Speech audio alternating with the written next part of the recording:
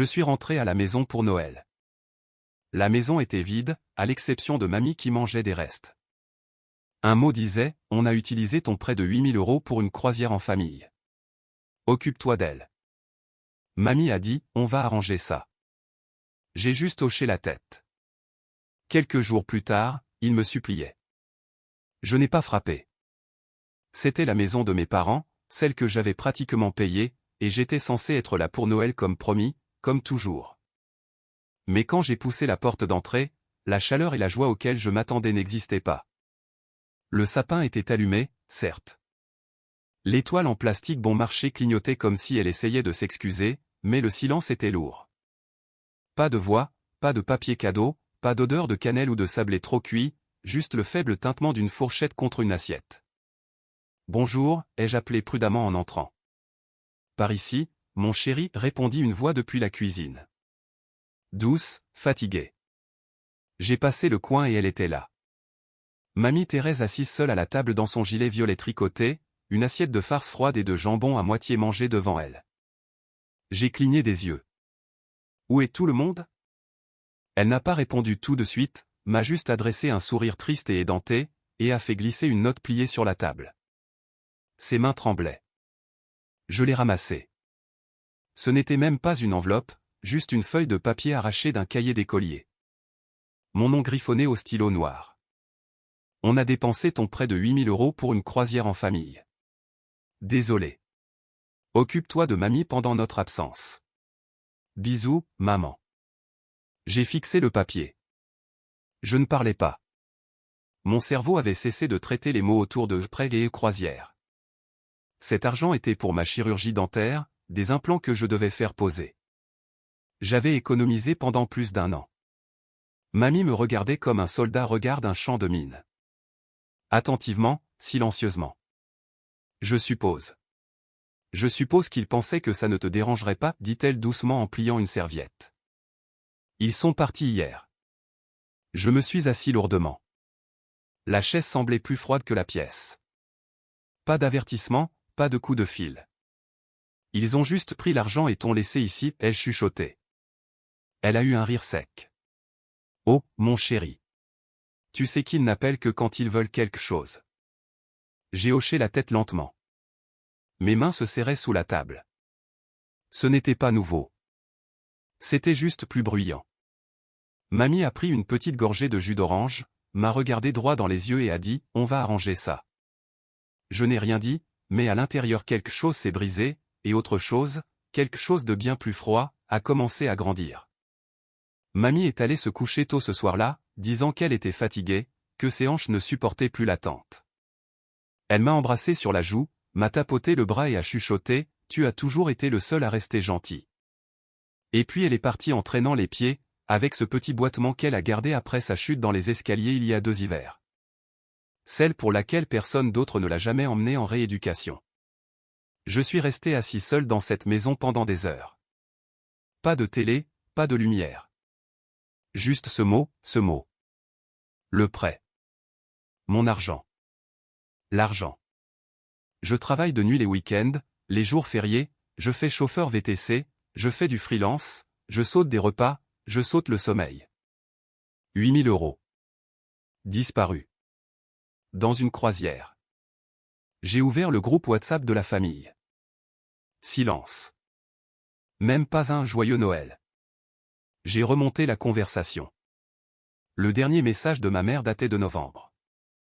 N'oublie pas de virer le prêt sur le compte de papa. On doit réserver avant que les prix ne grimpent. Prêt. Ils n'ont jamais appelé ça un cadeau parce qu'ils savaient que ce n'en était pas un. Je me souvenais de la voix de ma mère quand elle a lancé l'idée. C'est juste un prêt à court terme. On te rembourse avant février au plus tard. Tu peux toujours décaler ton truc dentaire. J'avais hoché la tête parce que c'est ce que je faisais toujours. Quand il voulait de l'argent pour les frais de scolarité de Lucas, j'hochais la tête. Quand il voulait de l'aide pour les dettes de jeu de papa, j'hochais la tête. Quand Sophie avait besoin d'un loyer après avoir perdu son job, alias démissionné parce que son patron était méchant, j'hochais la tête. Je disais toujours oui parce que si je ne le faisais pas, j'étais égoïste, inutile, ingrat parce que la famille passe avant tout et après tout ce qu'on a fait pour toi. Ils m'ont mis à la porte à 17 ans parce que j'avais refusé de mentir pour Lucas après qu'il ait volé les antidouleurs de mamie. Ils ne sont pas venus à ma remise de diplôme, trop occupés à aider Elodie à emménager chez son copain. Ils ont oublié mon anniversaire 3 années de suite. Mais quand il s'agissait d'argent, oh, soudain j'étais de nouveau de la famille. Le lendemain matin, j'avais des réponses. Ils n'étaient pas juste en croisière. Ils étaient sur le Majestic Aurora, un navire de luxe naviguant dans les Caraïbes pour 10 jours. Suite sur le pont, majordome privé, accès à la piscine à débordement, cuisine gastronomique, 3 000 € par personne. 4 d'entre eux. Je le sais parce qu'Elodie a posté une photo sur Instagram quand elle a dû oublier de me bloquer pour que je ne les voie pas tous les 4 en peignoir en train de trinquer au champagne. La légende, enfin un peu de paix loin de toutes les sangsues et de la négativité. Sangsues. J'ai éclaté de rire. Ils ont utilisé mon argent, abandonné mamie avec des restes, et m'ont traité de sangsues. C'est à ce moment-là que le dernier fil en moi a cassé, et je n'étais plus triste. Je n'étais même pas en colère. J'étais concentré. Ce soir-là, mamie m'a trouvé dans le garage. J'étais penché sur le vieux classeur de papa, entouré de piles de papier, de factures, de vieux dossiers. Elle n'a rien dit, a juste regardé alors que je feuilletais des décennies de mensonges. Je dois tout savoir, lui ai-je dit. Où est passé l'argent, ce qu'ils ont fait, qui est impliqué. Elle s'est assise à côté de moi, a sorti un carnet fané et a commencé à tourner les pages. Commençons par 2016, dit-elle. C'est là que ta mère a pris mes identifiants de retraite. À minuit, nous avions des chiffres. Le lendemain, nous avions un plan. Ils sont arrivés dans l'allée comme la royauté. Les mêmes personnes qui nous avaient laissés, mamie et moi, avec un mot et un frigo plein de salades de choux avariées, rentraient maintenant comme des héros revenant de guerre. Leur rire se répandait dans la maison avant même que la porte ne s'ouvre. Elodie est entrée la première, traînant une valise de marque, les cheveux tressés avec des rubans, les ongles fraîchement faits. PFFF, je suis tellement contente d'être rentrée. Ce dernier dîner sur le bateau m'a donné de l'urticaire. Derrière elle, ma mère a fait son entrée avec l'élégance d'une méchante de feuilleton, lunettes de soleil toujours sur le nez à l'intérieur.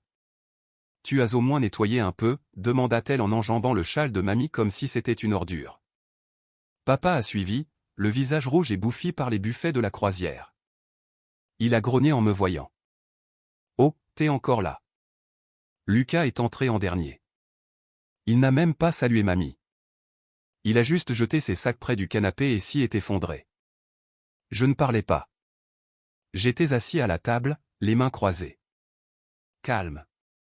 Prêt.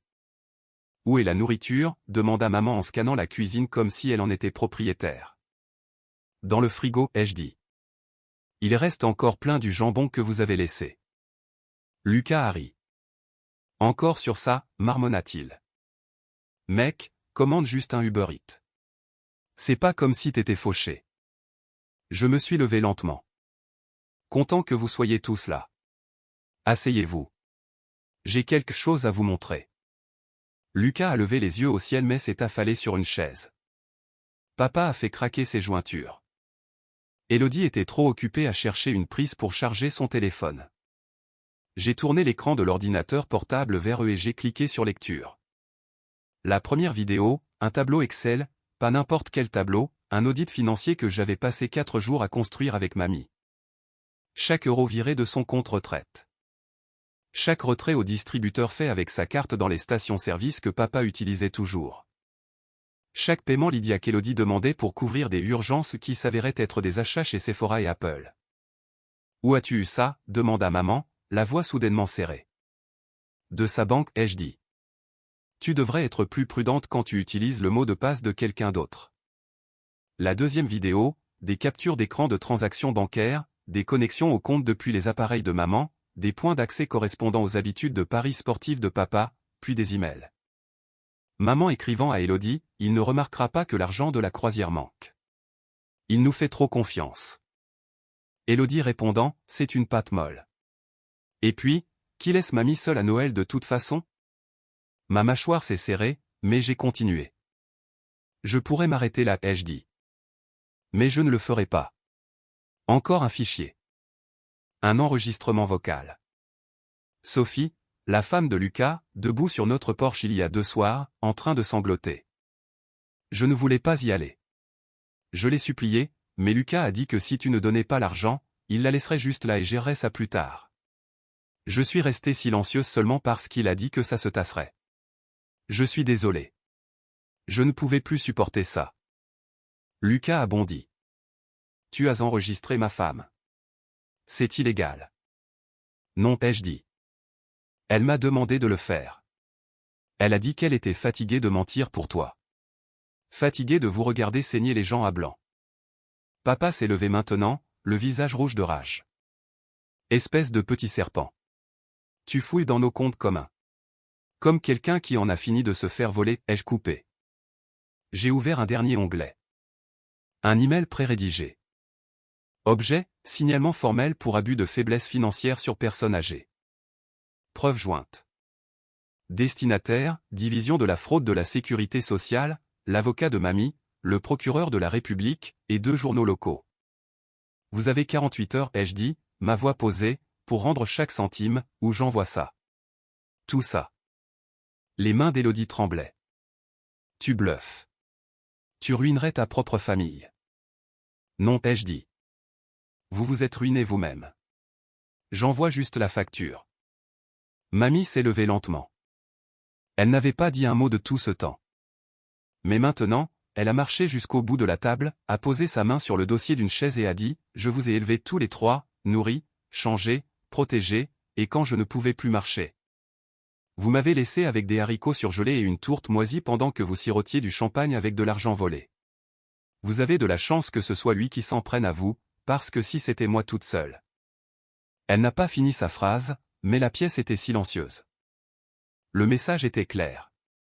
Papa a marmonné quelque chose dans sa barbe et est sorti en trombe. Élodie a pleuré et a essayé de serrer mamie dans ses bras, qui s'est détournée. Lucas m'a juste foudroyé du regard. Tu ne fais plus partie de la famille. J'ai souri. Non, je suis enfin libre. Il ne croyait pas que je le ferais. Il pensait que je bluffais. Même après que j'ai lâché cet email devant eux, même après que mamie les ait fixés avec des yeux pleins d'une rage calme et ancienne, ils pensaient encore qu'ils pouvaient m'avoir à l'usure, me manipuler. Mais cette version de moi, le calme, celui qui hochait la tête et payait et disait merci pour les miettes, il est mort quand ils ont dépensé 8 000 € de mes économies dans des pina coladas et un buffet de croisière. Les premières 24 heures ont été silencieuses. Pas un seul message, pas d'excuses. Seulement mamie et moi dans cette maison vide, trop calme, mangeant de la soupe en briques et vérifiant le compte bancaire à tour de rôle. Rien n'est venu. Le 2e jour, j'ai envoyé l'email. Chaque fichier, chaque capture d'écran, chaque enregistrement joint et daté, envoyé aux autorités et en copie cachée à chaque rédaction de journal dans un rayon de 100 km. À 18h13, j'ai reçu une réponse. Merci pour votre signalement. Un dossier a été ouvert. Le 3e jour, tout a explosé. Lucas a été le premier à paniquer. Je me suis réveillé avec 12 appels manqués et une avalanche de SMS allant de « on ne voulait pas dire ça comme ça » à « tu vas sérieusement détruire ta propre famille pour un peu d'argent ?» Puis est venu le classique de maman, tu es sous le coup de l'émotion. S'il te plaît, retire tout ça. On va parler. Mais je n'ai pas répondu. Au lieu de cela, j'ai transféré chaque message à mon avocate, une femme nommée Nathalie, qui a tout lu avec la précision froide d'un chirurgien. Elle travaillait avec le conseiller juridique de mamie depuis le jour où j'avais appuyé sur enregistrer lors de la confession de Sophie. À midi ce jour-là, Nathalie a envoyé des mises en demeure officielles à mes parents, à Lucas et à Élodie. Elle ne bluffait pas non plus. Les charges, abus de faiblesse financière sur personnes âgées, accès non autorisé à des comptes de retraite, détournement de prêts familiaux. Le montant dû avec intérêt et dommages, 14 322,85 €. La nuit suivante, maman s'est présentée à la porte. Elle ressemblait à quelqu'un qui n'avait pas dormi. Pas de maquillage, les cheveux attachés négligemment en arrière. « On peut parler ?» a-t-elle demandé, la voix tremblante.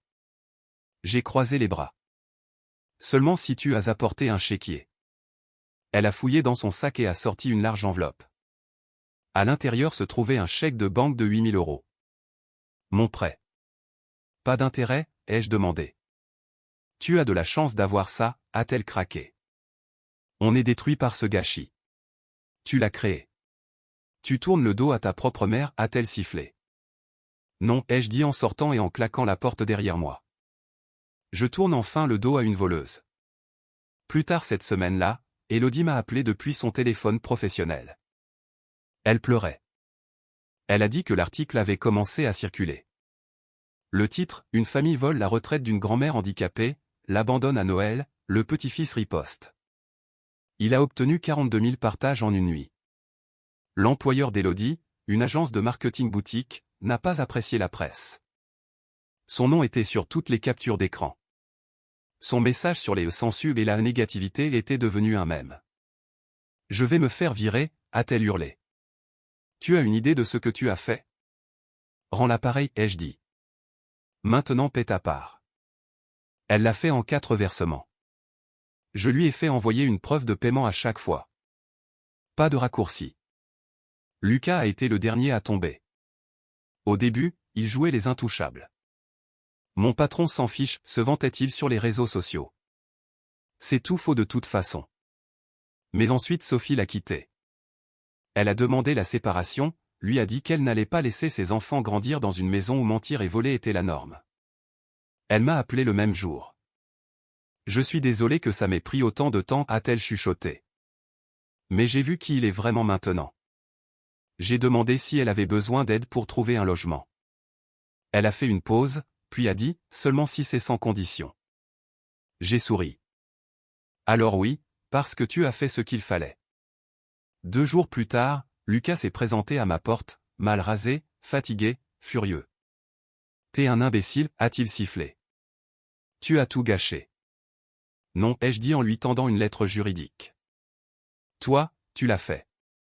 Nathalie venait de déposer une demande de saisie sur son salaire. Il a essayé de la déchirer en deux et de me la jeter au visage. Je n'ai pas bronché. Paie chaque centime, ai-je dit. Ou on gèle tes comptes. Je ne bluffe pas. Demande-leur. À la fin de la 2e semaine, tout l'argent avait été rendu. 8 000 € de maman et papa. 3 100 € d'Élodie incluant les intérêts.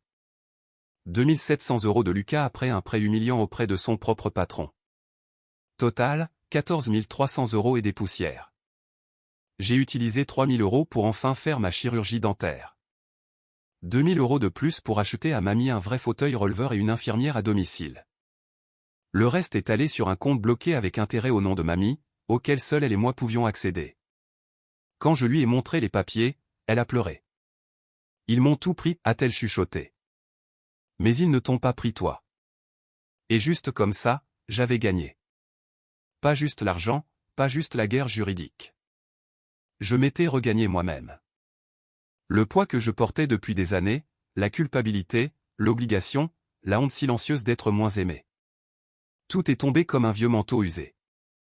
Et je me tenais plus droit que je ne l'avais fait depuis des années. Ils ont arrêté d'appeler. Et vous savez quoi? C'était comme si le silence, pour la première fois, avait un pouls. Pas le silence paniqué de la culpabilité. Pas le silence lourd de la honte, mais un silence propre, chirurgical. Le genre qui vient après qu'on a enfin coupé quelque chose d'infecté.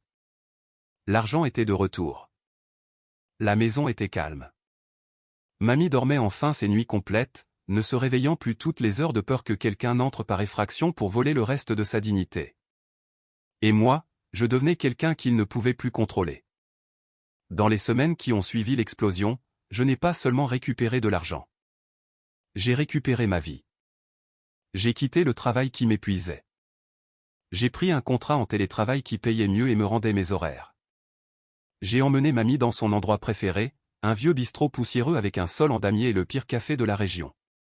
Elle a ri plus en 1 heure que je ne l'avais vu faire en 5 ans. Ça me manque, a-t-elle dit en trempant ses frites dans son milkshake. Tu veux dire que ça manque à tes artères, l'ai-je taquiné. Elle a haussé les épaules. Je préfère mourir de rire avec toi que m'étouffer avec des crevettes de croisière avec ces serpents. C'est juste, mais même la paix a ses fantômes. Il n'appelait pas, mais il parlait. Oh, il parlait. Élodie a posté sur Facebook que certaines personnes ne comprennent pas ce que signifie le pardon. accompagnant cela d'une photo d'elle allumant un cierge à l'église. Maman a raconté à des parents éloignés que j'avais manipulé mamie dans sa vieillesse. Elle a omis la partie où elle a utilisé la retraite de mamie pour payer ses dettes de chirurgie esthétique. Lucas. Oh, Lucas. Il a viré au délire complet. Il a posté un réel sur les frères et sœurs toxiques avec l'audio de la série Succession, agissant comme s'il était l'héritier trahi d'un empire brisé. La légende, certaines personnes préfèrent te voir tomber plutôt que de s'élever avec toi. J'ai ri pendant 10 minutes d'affilée. S'élever avec toi? Tu as essayé de me brûler vif et de danser sur les cendres. Il voulait réécrire l'histoire, mais j'avais les reçus et je ne retournais pas dans l'ombre. Le tournant est arrivé 3 semaines plus tard. J'étais au supermarché avec mamie, poussant son chariot, le remplissant de boîtes de soupe et de ginger ale quand une femme s'est approchée de nous. Plus âgée, élégante, clairement familière. « Excusez-moi, dit-elle en me regardant droit dans les yeux. Êtes-vous celui de l'article ? Je me suis tendu. Elle a souri. Celui qui a sauvé sa grand-mère ? J'ai cligné des yeux. Je suppose. Oui. Elle a regardé mamie, puis de nouveau moi. Je voulais juste vous dire merci d'avoir tenu tête, de ne pas être resté silencieux. Ma mère. Ils lui ont fait la même chose, mais personne ne s'est battu pour elle. J'aurais aimé que quelqu'un le fasse. Elle a touché mon bras, doucement, brièvement, puis s'est éloignée. Je me suis tourné vers mamie. Elle était figée, la main sur la boîte de soupe, les larmes aux yeux. Je ne pensais pas que quelqu'un nous voyait, a-t-elle chuchoté. Il nous voit maintenant, ai-je dit. Et c'est là que j'ai réalisé que ce n'était pas juste une question d'argent ou de vengeance ou de prouver que je n'étais pas un raté. C'était une question de dire la vérité à voix haute. Enfin, la meilleure partie. J'avais fini de me justifier. Je n'avais plus besoin de crier. La vérité avait déjà fait son chemin dans le monde, traînant leur nom derrière elle comme un sac poubelle éventré sur le trottoir. Chaque fois qu'ils postaient, les gens se souvenaient. Chaque fois qu'ils mentaient, quelqu'un dans les commentaires leur rappelait qui ils étaient vraiment. Maman a essayé de reconstruire son image. Elle a lancé une chaîne de cuisine sur YouTube, La cuisine cosy de Valérie. Mais dès le premier épisode, quelqu'un a commenté « Avez-vous payé ce four avec des fonds de retraite volés ?» Elle a supprimé la chaîne en 2 jours. Lucas a essayé d'obtenir un nouveau travail. Il n'a pas passé la vérification des antécédents. Apparemment, les ordonnances de saisie ont effrayé l'entreprise. Oups. Elodie a disparu un moment, puis a refait surface sous un nouveau pseudo Instagram m-balife-barisset. Elle postait des photos de yoga, des citations inspirantes, prétendait qu'elle coupait les ponts avec les personnes toxiques, ce qui était hilarant parce que je n'avais pas coupé les ponts avec elle. Je l'avais exilée. Des mois ont passé. J'ai emménagé dans un nouvel appartement, calme, propre, rempli de meubles d'occasion. J'ai choisi moi-même. Rien de ce qu'ils avaient choisi, rien de ce qu'ils avaient touché. J'ai emmené mamie avec moi, une chambre pour elle, une pour moi. Elle a décoré la sienne avec de vieilles photos et une couverture qu'elle avait crochetée en 1993. Elle l'appelait le fort. Un soir, elle a frappé à ma porte. J'ai une question, a-t-elle dit en s'asseyant doucement sur le lit. Quand tu as vu ce mot, celui qu'ils ont laissé, pourquoi n'es-tu pas juste parti? Pourquoi es-tu resté? J'ai réfléchi un instant. Puis j'ai dit, parce que je me suis souvenu de qui j'étais avant qu'ils ne me fassent oublier. Elle m'a regardé longuement, puis a hoché la tête. Je suis fier de toi, mon chéri. Et ça m'a brisé plus que n'importe quelle insulte qu'ils aient jamais hurlée, parce qu'elle le pensait vraiment et parce que personne d'autre dans cette famille ne l'a jamais pensé.